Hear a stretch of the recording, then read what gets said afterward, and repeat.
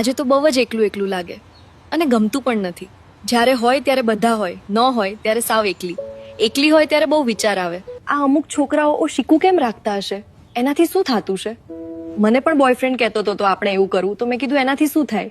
બસ મને તો પહેલા કઈ ખબર નહોતી, પણ પછી બોયફ્રેન્ડે કીધું કે એનાથી ચાર્જિંગ 100% થાય અને પિન પણ ફૂલ કનેક્ટેડ થઈ જાય. પછી મને પણ થયું કે આ કરીએ એકવાર. વાતોથી તો મજા આવી એટલે એવું કર્યું, પણ મને ખબર નહોતી કે એ તો ચાર્જરની પિન આવરી સાઈડ ભરાવી છે એમ, અને પછી તો કઈ ગરમ થઈ છે. મેં તો કીધું તારે પેલા કેવું જોઈ. થોડા દિવસ હું ગુસ્સે થઈ, પણ પછી હું સામેથી કહેતી કે આ મને બહુ જ ગમ્યું, હવે એકવાર આવી રીતો તો થઈ જ જાવ. તો બોયફ્રેન્ડ હા ના કરે કે પિન ખરાબ થઈ જાય. મેં કીધું એમાં પિન બિન ન જોવાનું હોય, ધક્કો મારો એટલે ગમે એ મોબાઈલ હોય પિન કરી જાય. તોય એ દર વખતે નવી નવી જ કઈ રીતો ગોતી લાવે. એકવાર તો એના ફ્રેન્ડને પણ લઈને આવ્યો હતો.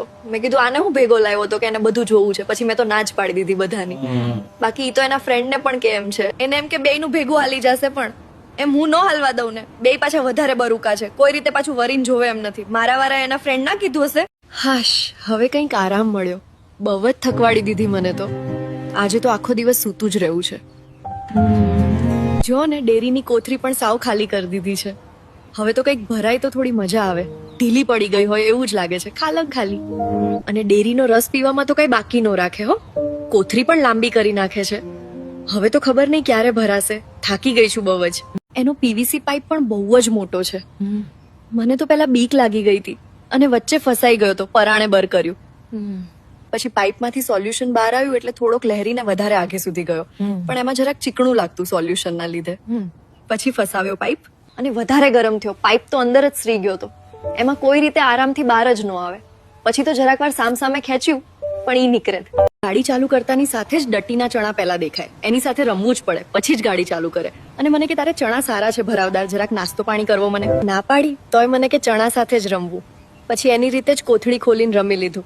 ત્યાં તો નીચે પાઇપ કે હું હજી રાહ જોઉં છું. હો, બે ડેરી આખી ખાલી કરી દીધી. પછી ગાડીને ધીમેથી નીચે લઈ ગયો. પછી ત્યાં તો લોક મારેલ હતો, એટલે મને કે આ ખોલી દે, હવે આમ પણ જોશમાં છું. પછી મને કે તારું માનસે દંડો તો તું એને બહાર કાઢ.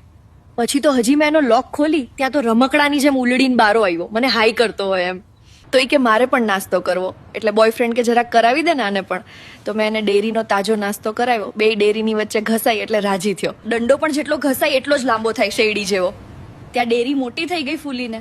પછી તો કીધું કે આ બે રમ્યા રાખશે, એના કરતા હવે આને દરમાં પૂરી દઈ. ત્યાં મને કે લોક બહુ ફિટ છે, રબર જેવું. મેં કીધું સાઈડમાં કર નાખ એટલે દંડો દરમાં વયો જશે. તો એ સાઈડમાં કરવા ગયો તો રબર છટકી ગયું ને મને રબર છટકી ગયું એટલે ચોટી ગયું. અરે ઈ કઈ વાગ્યું છે? તો કે આ રબર જ કાઢી નાખ, પછી દરમાં જાય તોય વચ્ચે કોઈ આવે નહીં. મેં કીધું ઓકે એવું કરી, પછી દર નાનું છે ધ્યાન રાખજે. તો મારો બોયફ્રેન્ડ કે દર તો ઉંદર પોરું કરી નાખે, ગમે એવું નાનું હોય તોય ઈ સાવ ઊંડું કરી દે.